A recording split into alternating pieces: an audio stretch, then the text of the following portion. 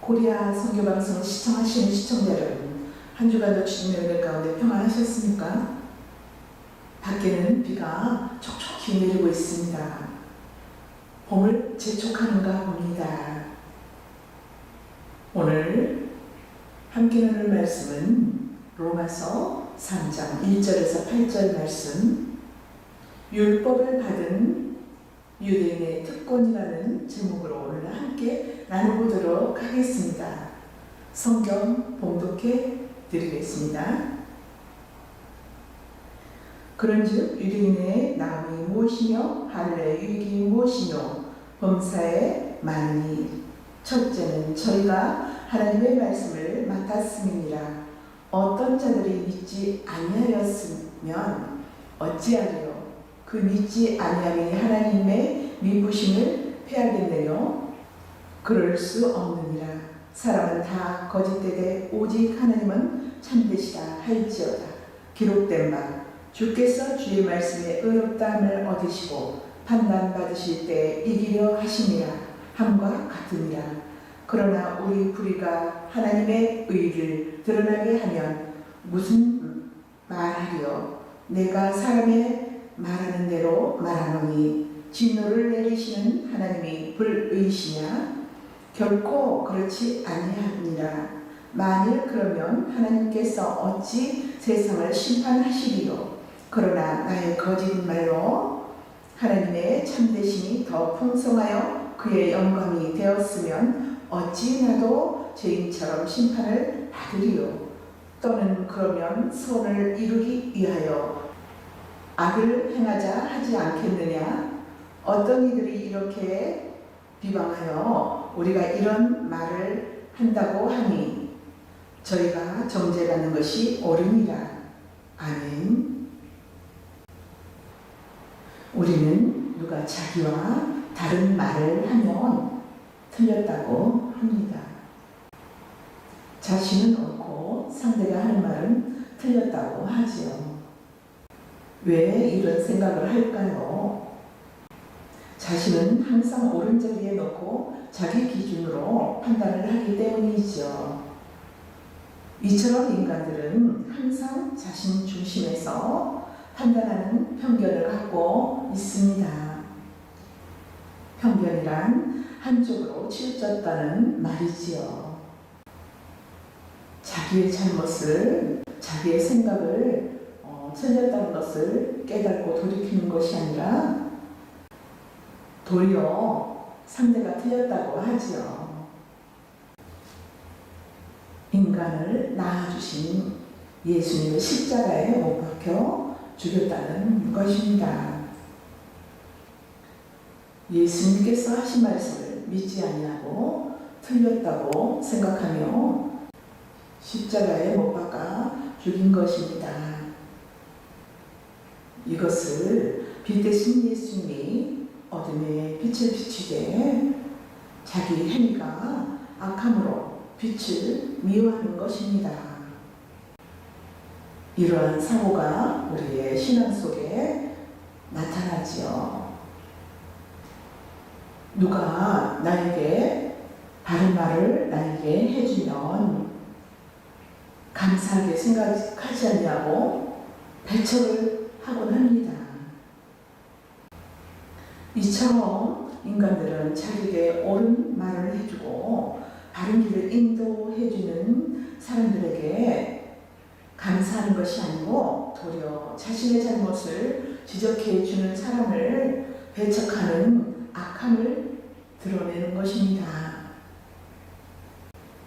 우리는 모두가 이러한 죄성을 가지고 있지요. 그래서 자기 편으로 끌어모으는 당짓는 것을 이를 일삼는 것이죠. 우리가 하나님의 말씀을 대할 때 나는 옳고 상대는 틀렸다고 생각하는 자기 중심의 선악관을 가지고 있습니다. 내 안에 들보는 보지 못하고 남의 눈에 티는 볼 수 있다는 것이지요. 죄인의 특성은 자기 사랑으로 가득 차 있어요.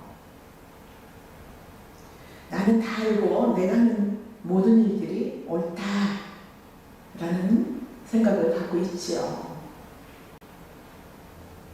그래서 자기 생각과 같은 자들을 만남을 갖고 그 속에서 위로를 받고 그 속에서 옳은 자로 살아가는 것이지요. 자기 만족을 위해서 살아가잖아요. 그것이 자기 사랑이에요. 나는 안 그렇겠지? 순간 그런 생각이 들 수 있습니다. 그렇지만 깊이 들여다보십시오. 같습니다. 모두가. 인간의 본능은 자기의 생각과 다른 자들을 만나면 불편해 여기지요. 그것이 깊이 생각해보면 자기가 옳음을 나타내는 것입니다. 자기에게 끼워 맞추는 거예요. 모든 것을.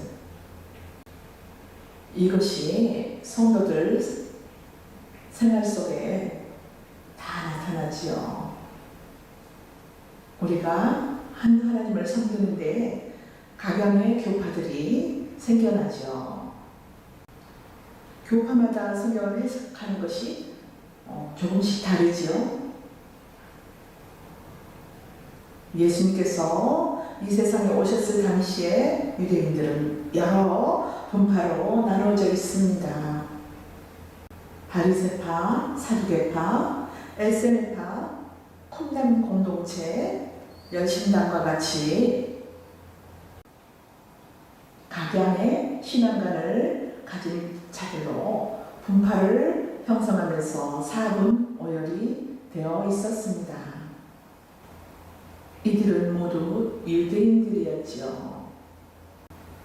같은 하나님을 섬기는데 교리가 다릅니다. 이 시대의 교파와 교단들과 같이 교파들마다 신앙의 색깔이 다릅니다. 분파가 생긴다는 것은 서로가 생각이 다르다는 것입니다. 예수님께서 오셨을 때의 모습이나 지금이나 어느 시대나 영적인 상황은 동일하다는 것입니다. 예수님의 때에 이처럼 혼돈된 때에 예수님이 오셔서 12 제자들을 4분 오열된 분파 속에서 부르시고 따로 두십니다. 영적으로 출애굽한 것과 같지요. 유대인들의 눈에 비친 예수님은 또 다른 분파에 불과했지요. 유대인들이 그렇게 생각했다는 말입니다. 하지만 예수님은 새로운 분파를 만든 것이 아니고 예수님 자신이 세상에 속하지 않았다는 것을 말해주고 계신 것이지요. 예수님께서 난 빛이라고 말씀하셨죠. 내가 곧 길이요 진리요 생명이라고 말씀하셨습니다. 누구든지 나로 말미암지 않고는 아버지께로 올 자가 없다고 말씀하셨습니다. 창세전에 영생을 주시기로 작정된 성도들입니다. 그럼 거부하는 자들도 있다는 말씀이지요. 숫자가 많고 적음에 상관없이 예수님과 같은 생각을 가진 사람이 있다는 것이 중요합니다. 예수님의 이러한 말씀에 동의하는 자가 한 사람이라도 있다고 한다면 이 세상에는 두 종류의 인간이 있다는 증거가 되는 것입니다. 하나님께로부터 난 자가 있고 마귀로부터 난 자가 있다는 것이죠. 하나님께로 난 자이기 때문에 예수님의 말씀에 동의하고 믿게 되는 것이죠. 신앙이란 예수님의 이런 정의를 믿고 받아들이는 것입니다. 예수님께서 하신 일이 옳음이라고 찬성하는 것이지요. 우리의 신앙생활을 보면 유대인과 같은 신앙생활을 하고 있습니다. 내가 지향하는 신앙이 옳다고 합니다. 우리가 하나님의 말씀을 알아가고 깨달아가는 것은 지극히 일부분적인 것입니다.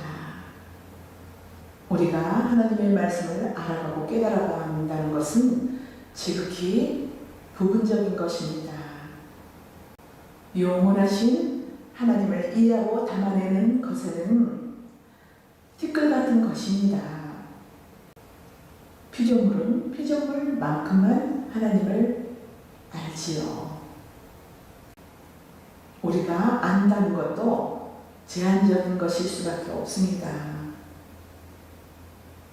유대인도 하나님을 제한적으로만 알았지요. 예수님이 오셔서 알려주셨죠. 그러나 자기가 알고 있는 것과는 다르기 때문에 예수님의 증거를 거부했지요. 그래서 예수님을 십자가에 못 박아 죽인 것입니다. 유대인들은 예수를 죽임으로써 자기들이 알고 있는 것이 지극히 미미한 한 부분이라는 것을 알게 됩니다. 그럼에도 유대인들은 다 아는 척하며 이방인들을 무시했지요. 자기들의 신앙만이 옳다고 절대화하였습니다. 유대인들이 이방인과 차별성을 두었다는 것은 자신들은 율법을 지키고 있다는 그 행함 때문입니다. 유대인과 이방인의 다른 삶은 이방인들에게 없는 율법을 가지고 있었고 할례도 행하였다는 것입니다. 이방인들은 율법도 없었고 할례도 없었고 행하지도 않았어요. 외적으로 볼 때는 분명히 다릅니다. 그래서 유대인들이 이방인들에게 차등을 주었죠. 하나님 앞에서는 율법을 가진 자나 율법이 없는 이방인들이나 다 죄인이라고 합니다. 율법은 죄인들에게 주어진 것이기 때문에 율법을 받았다는 그 자체가 넌 죄인이라는 것입니다.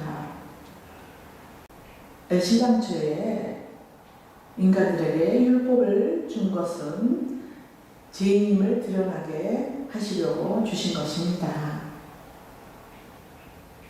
우리가 하나님의 말씀을 순종하는 것 속에 하나님이 바라는 의가 없다는 것을 말해주고 있는 것이지요.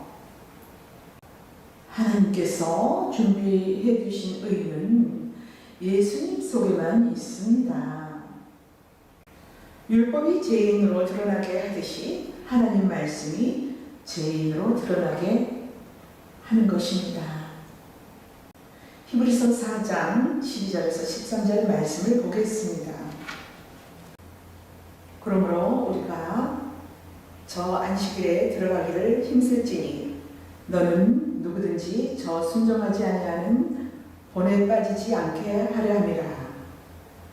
하나님의 말씀은 살았고 운동력이 있어 좌우에 날선 어떤 검보다도 예리하여 혼과 영과 및 관절과 골수를 찔러 쪼개기까지 하며 또 마음의 생각과 뜻을 감찰하나니 지으신 것이 하나라도 그 앞에 나타나지 않음이 없고 오직 만물이 우리를 상관하시는 자의 눈앞에 벌거벗은 것과 같이 드러나느니라. 아멘. 하나님의 말씀이 양날개를 가진 검으로 우리를 해부한다고 하지요. 영과 혼과 심령의 골수를 찔러 쪼갠다고 합니다. 이 말씀은 우리의 모든 언행 심사를 제로 드러낸다는 말씀이지요. 율법은 죄를 깨닫게 하고 구원자 되신 예수 그리스도께 인도하는 몽학 선생님이라고 하지요. 이것이 큰 은혜입니다. 율법을 받은 것이 엄청난 특권이죠.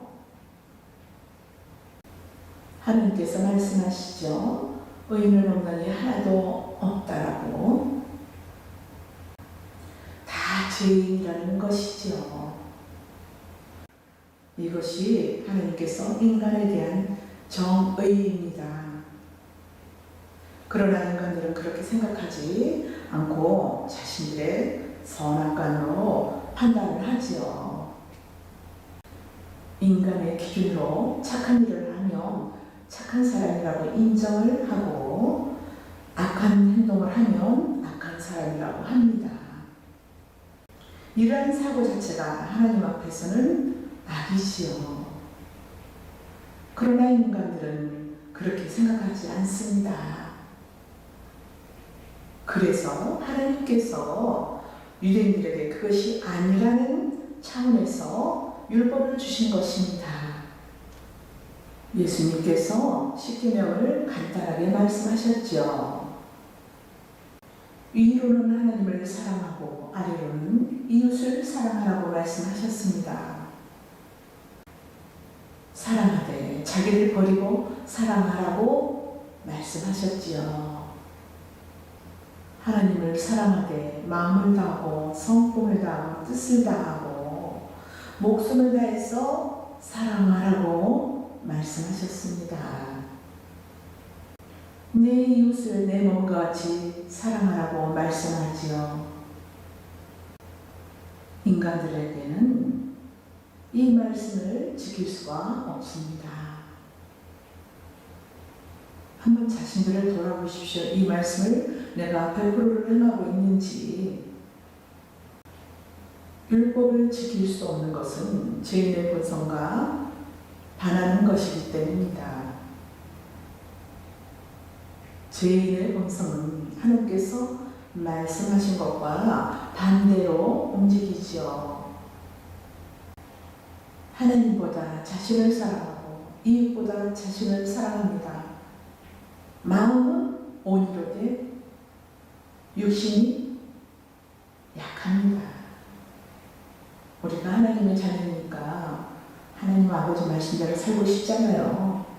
그렇지만 어느새 무너지고 어느새 무너지고. 그런데 우리는 그 율법을 십계명을 통하여 우리가 지키려고 노력을 해야 됩니다. 지키려고 노력할 때 안 되지 않습니까? 그러면 나의 약함을 알고 부족함을 알고 그런 나를 하나님의 은혜로 예수님의 십자가의 공로로 우리가 의인이 됐음에 하나님의 아버지를 부를 수 있게 되면 감사를 드리게 되죠. 그래서 우리는 날마다 감사합니다 하면서 찬양을 드리지 않습니까? 우리는 예수 그리스도의 이름을 이용하고 있지 않는지, 또 자신을 위해서 이웃을 이용하고 있지 않는지 이 시간 한번 되돌아보는 시간을 가져야겠습니다. 우리 이렇게 잘 살펴보면요, 우리가 무심코 순간순간 그렇게 하고 있음을 발견할 수가 있습니다. 나는 아니겠지. 그게 아닙니다. 우리는 날마다 하나님의 말씀을 나에게 비춰서 나를 볼 수 있어야 됩니다. 그래야지 하나님 감사합니다 하고 하나님 앞에 우리가 무릎을 꿇죠. 무릎을 꿇는다는 건 무엇입니까? 나를 내려놓고 주님을 믿고 바라보면서 나간다는 뜻입니다. 아멘. 그 뜻입니다. 율법은 죄를 드러내고 우리가 지키려고 하면 할수록 죄가 더 명백히 드러나죠. 죄가 드러나야지 우리가 율법을 지키게 된 것입니다. 율법을 통해서 깨달음이 오기 때문에 율법이 없으면 안 됩니다. 감사해야 됩니다. 그런데 유대인들은 이렇게 율법을 다 지켰다라고 착각을 한 것이지요. 하나님께서 유대인들에게 율법을 주어 죄를 드러내서 하나님의 긍휼을 베풀고자 하셨지요. 세상의 모든 죄인들이 율법이 없으니 자기가 죄인인 것을 모르고 있습니다. 안다고 해도 자기 양심으로 안 것이지요. 인간의 양심은 죄로 인하여 타락한 양심이에요. 인간의 양심은 죽이는 법인 선악의 법으로 판단을 합니다. 이 선악의 법으로 판단하는 그 자체가 하나님 앞에서는 죄라는 것을 모르고 있습니다. 율법을 없는 이방인의 죄와 율법을 받은 유대인의 죄와는 다릅니다. 그럼 유대인은 엄청난 특혜를 받은 것이지요. 하나님께 율법을 받은 것이 유익이지요. 이방인들은 남에게 해를 끼친 것이 죄라고 알고 있고, 유대인들은 율법으로 하나님을 사랑하지 않는 것이 죄라는 것으로 알고 있습니다. 유대인들이 하나님의 말씀을 받았다는 것은 엄청난 특혜이고 유익인 것입니다. 그럼에도 유대인들은 유익을 모르고 있죠. 율법을 지킨 것을 의로 인정해주지 않는다고 하면 율법 없는 이방인이나 무엇이 다르다고 합니다. 인간은 범죄한 후에 하나님과 단절이 되었지요. 아담이 에덴 동산에서 쫓겨난 후 그 누구도 하나님을 만나지 못하였습니다. 유대인들이 하나님의 뜻을 몰랐던 것입니다. 그런데 하나님께서 유대인들에게 스스로 자신을 드러내신 것입니다. 하나님의 뜻을 유대인들에게 알려주셨어요. 하나님의 뜻을 알려주셨다는 것은 만남의 길을 열어주셨다는 것입니다. 이제 하나님을 만날 수 있는 길을 열어주셨다는 것이죠. 이 얼마나 축복이고 영광입니까? 신명기 4장 32절에서 40절 말씀에 하나님께서 출애굽한 이스라엘 백성들에게 안타까운 마음으로 탄식하면서 읍소합니다. 세상에 어느 민족, 누가 하나님의 음성을 듣고 산 사람이 있느냐? 어떤 민족이 불 가운데 강림하신 하나님을 본 적이 있느냐?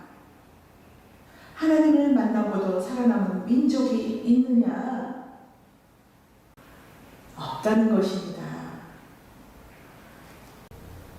하나님께서 이스라엘에게 나타내 보이셨어요. 죽지 않고 도리어 하나님과 교통하고 있는 것입니다. 이것은 놀라운 하나님의 은혜이지요. 죄인이 하나님을 만날 수 없을 뿐더러 하나님을 만나고도 산 민족은 이스라엘밖에 없습니다. 놀랍고도 놀라운 일이지요. 세상은 이스라엘을 통하여서 하나님을 알 수가 있습니다. 그래서 성경은 이스라엘을 일컬어 제사장 나라라고 하지요. 제사장 나라란 제사장 역할을 하는 나라라는 말씀입니다. 제사장이 어떤 분이신가요?